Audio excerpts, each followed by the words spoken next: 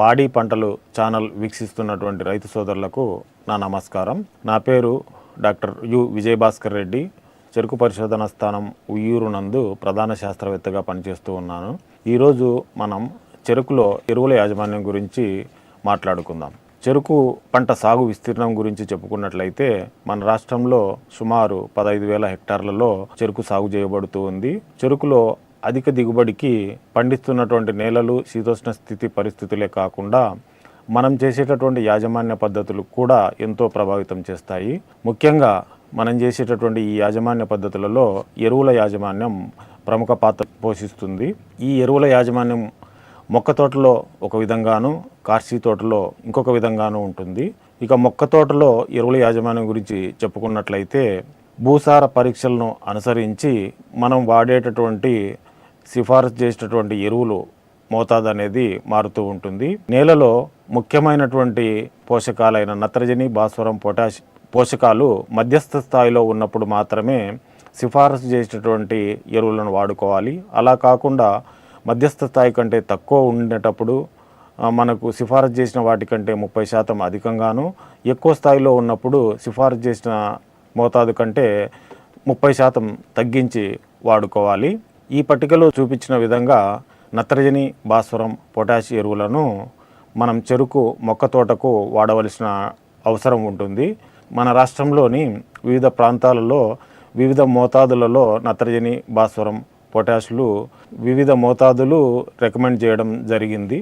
ఇక నత్రజని పోషకం గురించి చెప్పుకున్నట్లయితే ఈ నత్రజని మొత్తం భాగంలో 2 సమభాగాలుగా చేసి మొదటి సమభాగాన్ని మొక్క నాటిన 45 రోజులప్పుడు, రెండవ సమభాగాన్ని 95 రోజులటప్పుడు మొక్క దగ్గరగా చిన్న గోతులు తీసి దాంట్లో ఈ నత్రజనిని యూరియా రూపంలో వేసి తరువాత మట్టి కప్పుకోవాలి.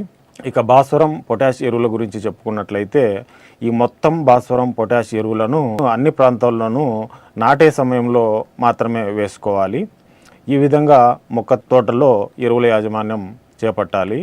ఇక చెరుకు కార్షి తోటలో ఎరువుల యాజమాన్యం గురించి చెప్పుకున్నట్లయితే మొక్క తోటలో వాడేటటువంటి నత్రజని కంటే 45 కిలోలు, ఎకరానికి 45 కిలోలు అధికంగా నత్రజని ఎరువును వాడవలసి ఉంటుంది.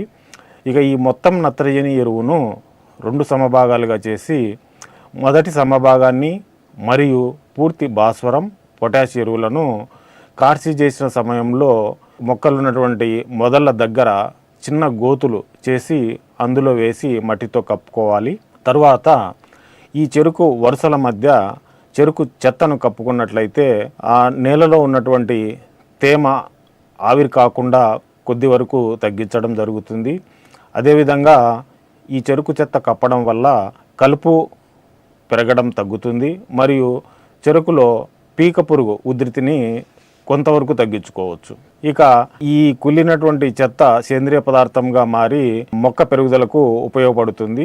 అందుకు గాను కుళ్ళబెట్టే శిలీంధ్రాలైనటువంటి ఆస్పర్జిల్లస్, పెన్సిలియం, కాక్సియోబోలస్, రైజోపస్ లాంటి ఈ శిలీంధ్రాలను వాడుకొని త్వరగా కుళ్ళేటట్లు చేయొచ్చు. వీటితో పాటు ఒక 10 కిలోల సూపర్ ఫాస్ఫేటు, 8 కిలోల యూరియాను కూడా కలిపి చల్లితే ఈ చెత్త త్వరగా కుళ్ళి సేంద్రియ పదార్థంగా మారి మొక్క పెరుగుదలకు ఉపయోగపడుతుంది. అంతేకాకుండా 45 రోజుల సమయం తర్వాత చెరుకు వరుసల మధ్య దుక్కి చేసేటప్పుడు చెరుకు చెత్త భూమిలో కలిసి సేంద్రియ పదార్థంగా మారుతుంది. ఇక ఈ చెరుకు చెత్త ఉన్నటువంటి సమయంలో చెద పురుగుల ఉధృతి కూడా పెరిగేటటువంటి అవకాశం ఉంది. కాబట్టి ఎకరానికి 10 కిలోల మిథైల్ పారాథియాన్ పొడి మందును చెరుకు వరుసల మధ్యలో చల్లుకున్నట్లయితే చెద పురుగుల ఉధృతిని తగ్గించుకోవచ్చు. ఇక మిగిలిన సగభాగం నత్రజనిని 45 రోజులు కార్షి చేసినటువంటి 45 రోజుల తర్వాత మొక్క మొదళ్ళ దగ్గర గోతుల్లో వేసి మట్టితో కప్పుకోవాలి. ఈ విధంగా మొక్క తోటలో ఒక విధంగాను, కార్షి తోటల్లో ఇంకొక విధంగాను, అంటే సిఫారసు చేసినటువంటి నత్రజని, భాస్వరం, పొటాష్ ఎరువులను తగిన సమయంలో వేసి మంచి దిగుబడులు సాధించుకుంటూ సరైన సమయంలో సూక్ష్మ పోషక యాజమాన్యం చేపట్టుకున్నట్లయితే చెరుకులో అధిక దిగుబడి సాధించేందుకు అవకాశం ఉంటుంది. నాకు ఈ అవకాశం ఇచ్చిన పాడి పంటలు ఛానల్ వారికి ధన్యవాదములు.